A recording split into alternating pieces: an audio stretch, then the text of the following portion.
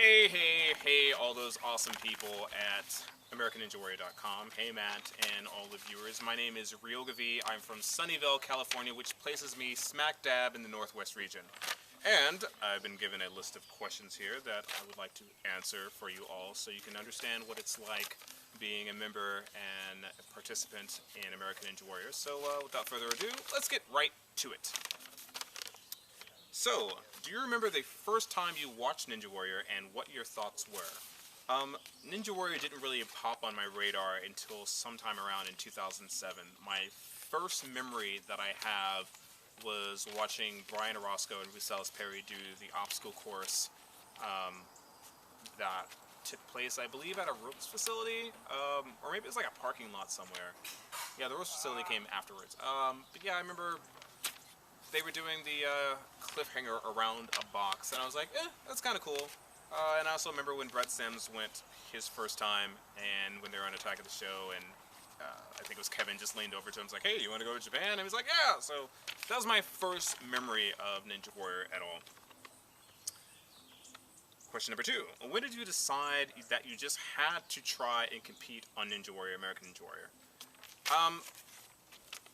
In 2007, I did a show for G4 called G4 Investigates Tech Fight Clubs. If you don't know, I'm a member of an exclusive, legitimate underground fight club here in the Bay Area, comprised of engineers, marketing people, coders, and so forth. And we get together about once a month and we fight. It's about everything you would expect from somewhat like the movie Fight Club, except we existed long before the movie. We fight with weapons and sticks, and that's another story. Anyway, when I did the show for G4, one of the producers told me about Ninja Warrior, and she's like, yeah, you should try out. And I was like, okay, and so I did, and they kind of gave me a free pass to go get on in there, and the rest is kind of history. Question number 3. What is your favorite aspect of competing in American Ninja Warrior? I like showing off. I'm just one of those people, like, I mean, I have to be honest. You know, while I do consider myself a serious athlete and I love competition and the event itself, I really just like showing off and the opportunity to come out and entertain people. Whether I, win or fail, that's pretty much my driving goal. You all know that, like, I like to dress up. It's a great opportunity for me to, like, show off my talents and my skills. And, I put a lot of money into Ninja Warrior. And while money's not the issue, I think I put more effort into how good I think I look than I actually do training, And if it was vice versa, I would have, like, wiped this course clean 2 times over. But, performance and art, before actual substance for me anyway. What is your core training regimen? Lately I've gotten into rock climbing quite a bit. I climb at a gym called Planet Granite in Sunnyvale, California. I still do parkour with SFPK and SJPK here in the Bay Area. And I get together with David and Brian and Travis and the rest of the crew at the super secret ninja training course that's located somewhere in the Bay Area, but I think a lot of my training comes from that. The guys have taken me underneath their wing, so to speak, and made this process a whole lot easier. Without them, I would just be another frog dude, crashing on every obstacle. So thanks to David, Travis, and Brian, for their support and help throughout this entire journey. If you could replicate a single attribute from a single competitor to have for yourself to rock the competition, what would it be?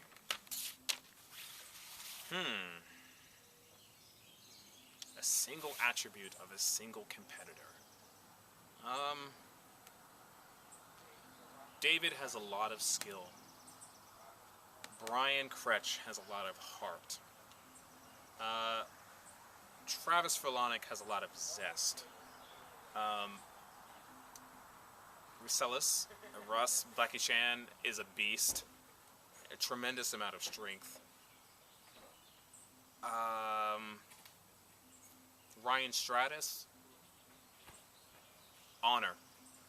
Just pure heart and honor from him. you know, there's so many attributes from so many competitors that I wish I could take, and just picking something physical would be easy. You know, so if I had to go with just one,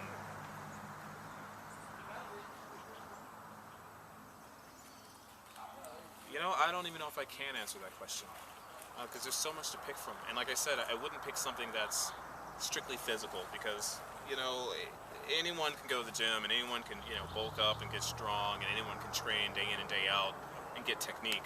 Um, but the drive, heart, tenacity, and willingness and eagerness to come out here and do this, it means so much more to me, you know, than what one's physical abilities might be. So if anything I took from any of these competitors, you know, it would be something along those lines. Has your pursuit of being the first American Ninja Warrior influenced other aspects of your life? You know, it's all one and the same. I think that Ninja Warrior has become like part of my second identity. This is what I've, you know, devoted so much time and attention to over the past few years, you know, since ANW1. So it's, you know, just kind of, you know, I really like this, and you know, there's other things I could have done and other things I could have, you know, devoted my time on, but I really like coming out and, you know, spending a couple days with the guys, you know, just once a year, and it just flows well with me. So, has it improved any aspects of my life or influence? You know, I think it's humbled me a lot, you know, after failing the first time, you know, in ANW1. You know, I didn't really take it too serious. I was like, oh, let me go there and, you know, I'll get through this, and I hit the buzzer and that'll be the end of it, you know, and then I realized it was a lot harder than I thought it was. And it seems like every year, you know, while my skills improve, the course also gets a little bit tougher. So it's kind of forced me to up my game twofold, you know, and not necessarily train to beat the course, but train to beat myself, or, you know, be better than I was the previous day, and just hope everything else falls into place afterwards. Please talk about a particular vivid memory you have a moment while competing on Ninja Warrior. There is one event that I really like talking about, but I can't. Well, I can, but I can't. I'll just go ahead and say it. So, in American Ninja Warrior 1, myself and a few other unnamed people wanted to get a good look at the course. So, the night before, it was all shut down, and we talked to security. They're like, no, you can't come on the course, you can't look at it or anything. They kept shooing us away, and we're all like, man, we want to see the course. And then someone said, yeah, let's go do it. We're ninjas.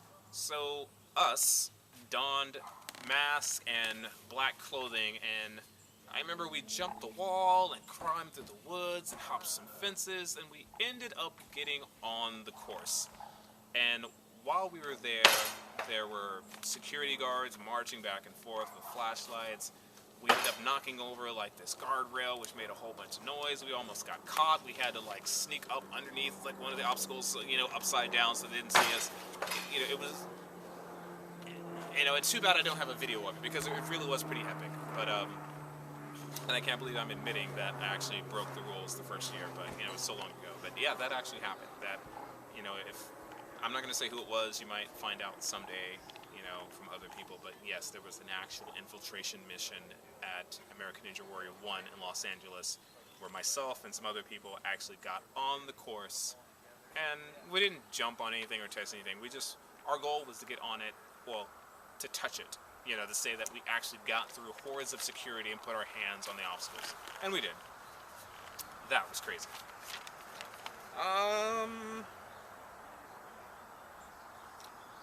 What would being the first American Ninja Warrior mean to you? Respect, redemption. You know, I never really thought about that far. I try not to put those things into my mind, because I really just take it one obstacle at a time. And, you know, I just let it come. You know, when it comes, it comes. You know? So, yeah. Also, since this is an exclusive video for AmericanNinjaWarrior.com, and by the time you see this, you might have already seen my run. Let's talk about the mistakes I made at ANW4, Northwest Region in Venice. So let's go from the start, as I remember it. You know, I remember charging up. This, the first thing I remember. So every year, I have something before I leave the starting gate. And I remember charging up, and as I gone back and I looked at my footage, everyone's gotten used to it. So when I did my charge, you can hear in the background the entire audience doing it along with me, as if they were expecting it. I didn't realize it when I actually went, but actually when I go back and see the footage and notice it, like one of those little things like that, like kind of touching. Run through the quad steps, simple. The log drop. If you don't know, the log drop had been modified twice throughout the day. There was a 4-hour break that had to happen. It was at a bad angle. Finally, by the time I got to it, it was actually at an appropriate angle. In fact, I was one of the last people to go, so I'm not sure how they're going to edit it, but they might show me as being the last competitor to go that day. Brian Orozco failed 2 spots before me, which really just sank my confidence, because I was like, man, if Brian can't get through this, then what chance do I have? But I remember I got up there and the sun was going down, and you could see it like just on the horizon as the sun was setting, and you know, it's kind of cold, and I didn't want to go. I was like, man, I hope they bump me till tomorrow, because there was like 5 people behind me, but they ended up making me go, and I go, you know, and quad steps, log drop, the rolling log, that thing was really bouncy, and I got on it, and I just remember it started shaking immediately, so I just dropped down to one leg and just inchwormed it across. Jump hang made me a little nervous since I had just saw Brian fail on it, but easy. You know, it's one of those things, like if you know how to jump on a trampoline, you know, it just happens. And I don't really have a lot of experience jumping on trampolines, but it worked for me. Pipe slider. That thing was slippery. I'd never been on a pipe slider before. I never had the opportunity, so I was going in the dark. I had no idea what was going on. I get up there, and I remember I touched it, and it just flew away from me. Like, it almost got out of my hand and slid down the pipe. And in fact, when I grabbed it, it almost threw me in the water. So I bring it back. And I just inched it along, and I was just really having a lot of trouble. In the middle of the pipe slider, there was a weld point that was slightly uneven, so the pipe wouldn't go past it. You had to go over it. That caught me up. And after being on the pipe for, God, it felt like forever, you know, maybe 30, 45 seconds, you know, my fingers just eventually completely gave out. And I didn't have a choice, but I tried. You know, there was a point in the middle you might see where I just go into a dead hang, and everyone thinks I'm going to let it go, and then something just said, don't let it go, Ryoga, just second win. And but I tried, but I failed there. So, yeah. Oh well, too bad. You'll see me again next year. And that might not actually be the end of my American Ninja Warrior 4 experience, but tune in Sundays and Mondays at 9 p.m. on G4 and NBC, and you will see a lot more. So thank you so much for your time. I hope you like my questions, or at least my answers anyway, and I hope to see you next year at American Ninja Warrior 5. See you later. It's Ryoga Vee. I'm out.